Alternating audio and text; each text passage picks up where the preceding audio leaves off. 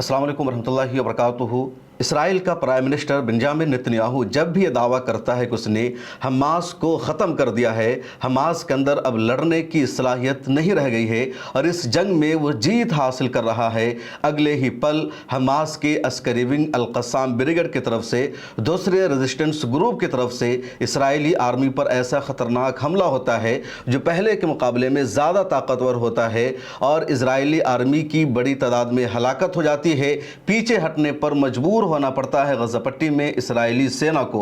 और कल भी ऐसा ही हुआ। कल तो इसराइल पर दो तरफ से हमला हुआ। उधर यमन से हौसियों ने 6 ड्रोन से हमला किया, 4 मिसाइल से हमला किया, जबकि आईडीएफ की तरफ से जो बयान सामने आया था जिसमें यह कहा गया कि सिर्फ एक मिसाइल यमन से आया था और उसको इसराइल के एयर डिफेंस सिस्टम ने आबादी वाले इलाका में पहुंचने से पहले ही फिजा में रोक दिया, तबाह कर दिया।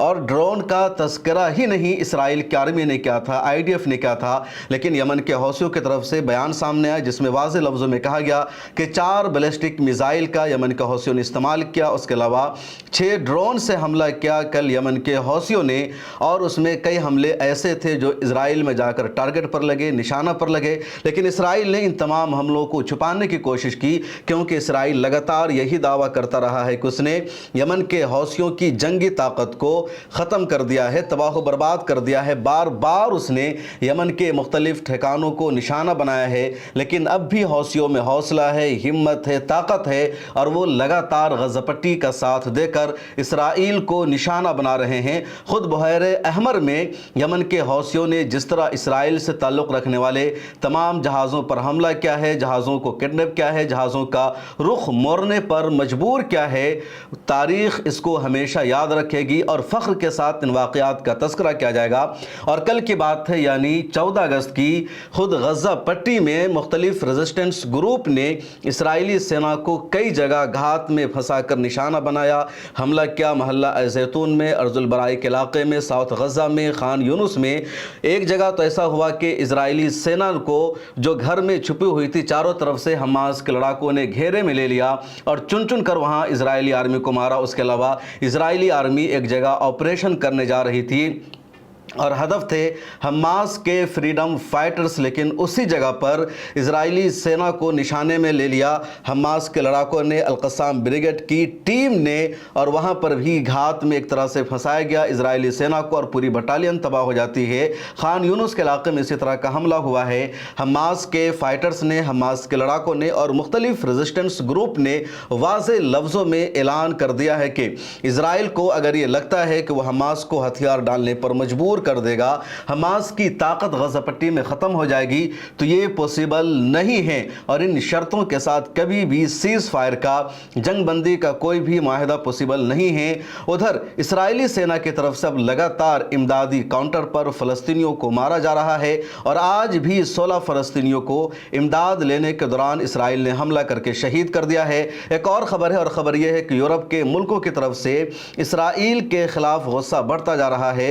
यूरोप के मुल्कों की हिमायत फ़लस्तीन को लगातार मिल रही है और अब जर्मनी भी खुलकर फ़लस्तीन की हिमायत में आ गया है। इजराइल के ख़िलाफ़ पहली मरतबा जर्मनी का कोई बयान सामने आया है। आगे पूरी आपको तफसील बताएंगे, लेकिन पहले ये वीडियो देख लीजिए। बहुत से लोग मुझसे कमेंट सेक्शन में पूछते हैं कि अपनी इनकम को कैसे बढ़ाया जाए, इसलिए मैं आपको इंट्रोड्यूस करवाना चाहता हूं एक शानदार ऐप से जिसका नाम है मार्केट वोल्फ।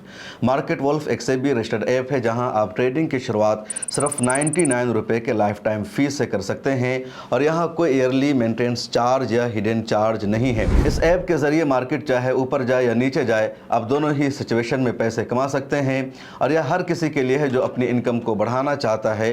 तो चलिए मैं आपको बताता हूँ कि ये कैसे परफेक्ट है और कैसे इसका इस्तेमाल करते हैं। मैंने यहाँ खोला मार्केट वोल्फ का ऐप और पिन डालकर लॉगिन कर लिया। अब इधर इनका फॉलो ट्रेंड का फीचर है। इसमें आपको रियल टाइम में वो ट्रेड्स दिखाई देते हैं जिसमें लोगों ने प्रॉफिट बनाया है और जो हाई मोमेंटम में है, और आप यह प्रॉफिटेबल ट्रेड्स एक टेप में ट्रेड कर सकते हैं। यह देखिए, मैंने बस क्लिक किया फॉलो ट्रेंड पर और ट्रेड को प्लेस किया और बस ट्रेड चालू हो गया मेरा। यहाँ बैठकर आप अपना ट्रेड लाइव मॉनिटर भी कर सकते हैं। इस ऐप की एक और ख़ास बात यह है कि आप यहाँ बहुत छोटी इन्वेस्टमेंट्स अमाउंट से भी ट्रेडिंग की शुरुआत कर सकते हैं, जहाँ दूसरे ऐप पर आपको 3 गुना ज़्यादा पैसे चाहिए होते हैं इन्वेस्ट करने के लिए। इसका एक इनबिल्ट फीचर भी है स्टॉप लॉस का, जो आपको नुकसान से बचाता है। अगर आपका ट्रेड लॉस के लेवल पर पहुंच जाता है तो खुद ही स्टॉप लगा देता है ट्रेड पर, ताकि आपका ज़्यादा नुकसान ना हो सके। और इसका जो ब्रोकरेज है वो भी इंडस्ट्री में one of the lowest brokerage है।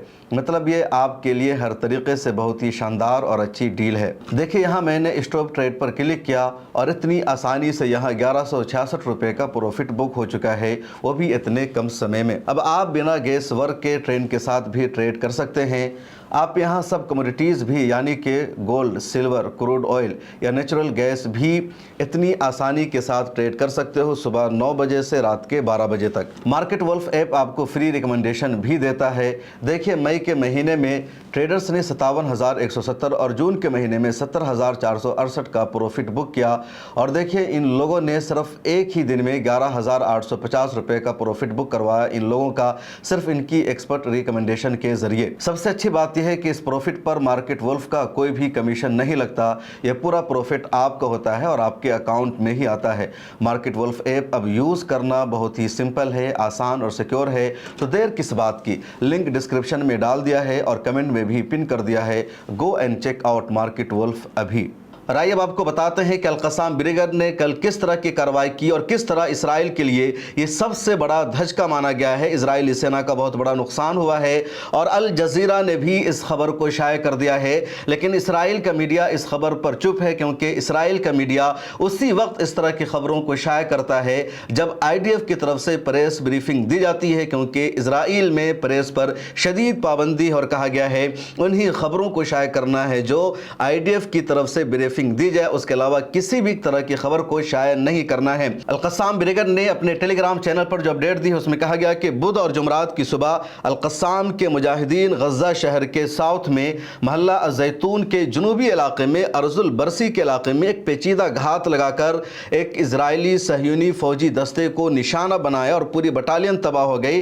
अल-क़स्साम ब्रिगेड ने कहा कि एक घर के अंदर मोर्चा बंद काबिज फौजियों पर TBG रॉकेट दागा गया और एक निशाना जो एक दूसरे मकान में मौजूद था उसने हथियारों से हमला किया, फायरिंग की। उसके अलावा इन लोगों ने 2 इजरायली बख्तरबंद गाड़ियों को भी फिदाई कारों के लिए जो तैयार किए गए थे धमाका खेज मवाद से निशाना बनाया, जो उन गाड़ियों के ड्राइवर केबिन में नुसब थे।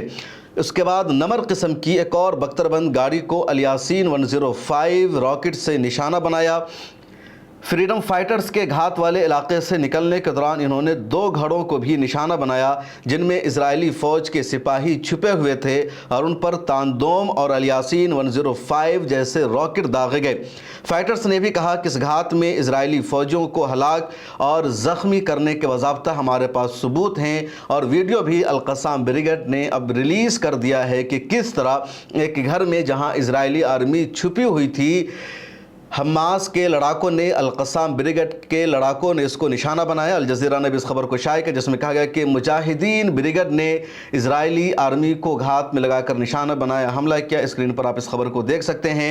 इसके अलावा अल-क़स्साम ब्रिगेड ने टेलीग्राम पर एक और अपडेट दी जिसमें कहा गया कि अज़ैतून मोहल्ले के अल-मसाबा इलाके में इजरायली आर्मी का मरकावा टैंक जा रहा था। इजरायली आर्मी भी इन टैंकों के साथ मौजूद थी और यासीन 105 से अल-क़स्साम ब्रिगेड के लड़ाकों ने इस पर हमला किया। एक और अपडेट जो अल-क़स्साम ब्रिगेड के ही टेलीग्राम चैनल पर आई जिसमें कहा गया कि अज़ैतून मोहल्ले के ही साउथ में स्ट्रीट 8 पर एक इजराइल का मरकावा टैंक जा रहा था। उसके अलावा 4 बुलडोज़र D9 जा रहा था और इजराइल की एक मिलिट्री गाड़ी जा रही थी। इस पूरे को अल-क़स्साम ब्रिगेड के लड़ाकों ने रास्ते में घेर लिया।